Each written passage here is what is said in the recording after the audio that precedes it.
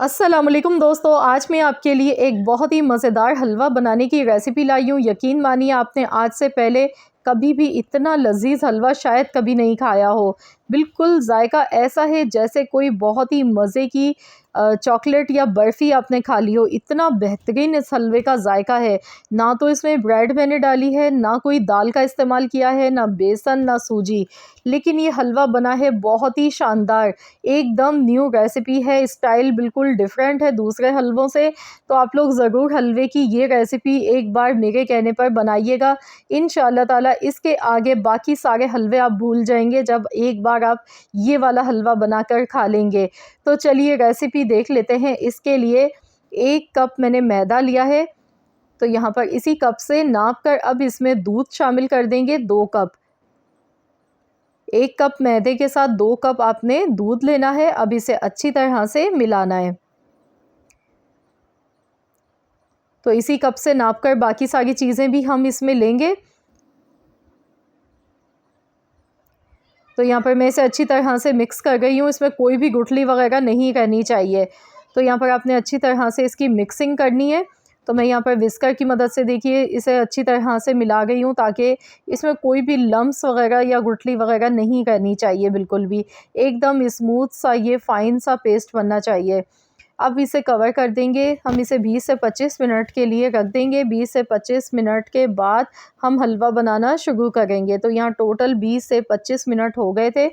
तो ये देखिए मैदे और दूध का जो कॉम्बिनेशन है वो बड़ा ही बेहतरीन बनेगा।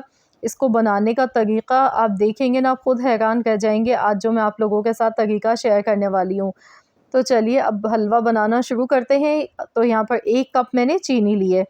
1 कप ही मैंने मैदा लिया था, 1 कप चीनी ली है।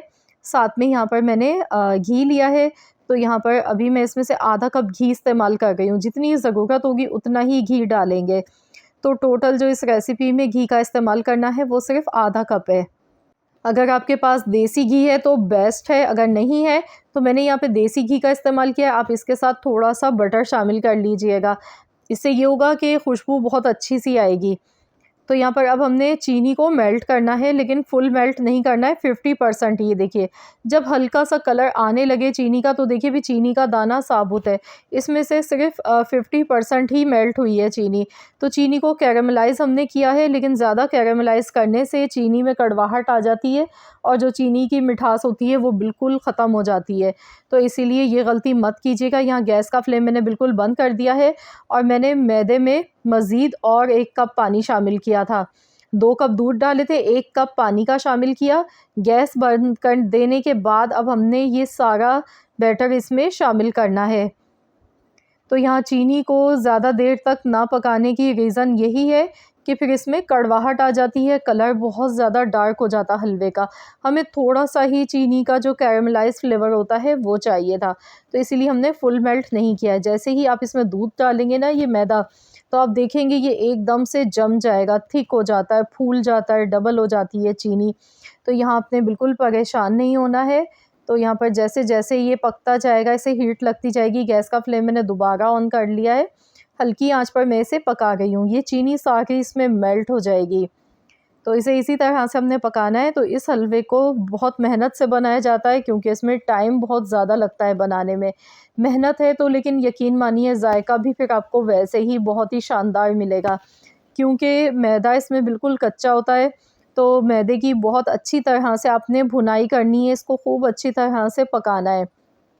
लेकिन अलग से भूनकर आप सोचेंगे कि अलग से भून लेते शुरू में, नहीं ऐसा बिल्कुल भी नहीं करना। इस हलवे का जो असल जायका है ना, वो दूध में भिगोने के बाद फिर इस तरीके से आप जब इसकी भुनाई करेंगे ना हल्की-हल्की आँच पर, तभी इसका जायका आएगा। टोटल जो इसे पकाने में टाइम लगेगा वो 40 मिनट है। इसकी भुनाई का जो टाइम है वो 40 मिनट है। 40 मिनट तक आपने हल्की आँच पर इसे भूनते जाना है। तो देखिए कितना प्यारा सा बादामी कलर इसका आना शुरू हो चुका है। तो इसी तरह से इसका कलर जब तक खूबसूरत सा नहीं आ जाता, हमने इसी तरह से इसे पकाते जाना है।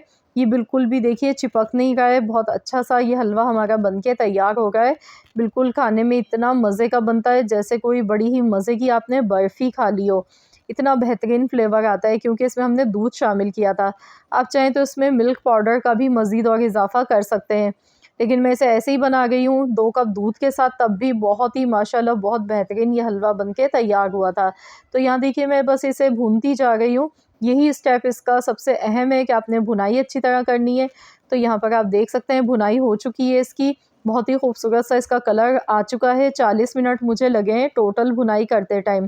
थोड़े से ड्राई फ्रूट्स मैंने इसमें ऐड किए हैं जो कि बिल्कुल ऑप्शनल है, बादाम पिस्ते डाले हैं। इसके साथ अब इसमें 1 टीस्पून सब्ज़ इलायची का पाउडर शामिल कर दिया। अब इसे भी अच्छी तरह से मिक्स करेंगे। तो अच्छी तरह से इसे मिला लेंगे मज़ीद और 2 से 3 मिनट बस पकाएंगे। तो ये देखिए कितना लचकदार और कितना बेहतरीन सा हलवा ये बनके तैयार हो रहा है। तो आपने बेसन के, सूजी के, दाल के हलवे तो कई बार बनाए होंगे, लेकिन आप ये हलवे की रेसिपी भी एक बार मेरे कहने पर बना के देखिएगा। इंशाअल्लाह ताला आप सबको बहुत ज़्यादा पसंद आएगा। बड़ा ही रसीला, मुंह में घुल जाने वाला मज़े का हलवा ये बनके तैयार होता है। बस इसकी जो पकाई है, वो भुनाई जो हम करते हैं वो हल्की आंच पर होती है, इसलिए टाइम थोड़ा ज़्यादा लगता है। लेकिन इसी से ही फिर इसका जायका भी बहुत बेहतरीन निकल के आता है। अगर आप तेज़ आंच पर पकाएंगे तो कोई फ़ायदा नहीं है, आपने बस स्लो आंच पर इसे पकाना है इसी तरह से जैसे मैंने आपको बताया है। तो यहाँ पर देखिए माशाल्लाह अल्हम्दुलिल्लाह बहुत ही मज़े का हमारा ये हलवा बनके तैयार हो चुका है। तो देखते ही मुँह में पानी आ रहा है ना, बहुत ही लाजवाब हलवा बनाने की रेसिपी है। तो ज़रूर आप लोग इस रेसिपी को ट्राई कीजिएगा, अपना फ़ीडबैक मुझे दीजिएगा। रेसिपी अगर आपको पसंद आई है तो वीडियो को एक लाइक ज़रूर दीजिएगा। इसे शेयर भी कीजिएगा अपने दोस्तों के साथ, फैमिली मेम्बर्स के साथ। हाँ, चैनल पर नए हैं तो चैनल को सब्सक्राइब कर लें। मिलते हैं इंशाअल्लाह ताला एक और नई रेसिपी के साथ, तो जब तक के लिए अल्लाह हाफ़िज़।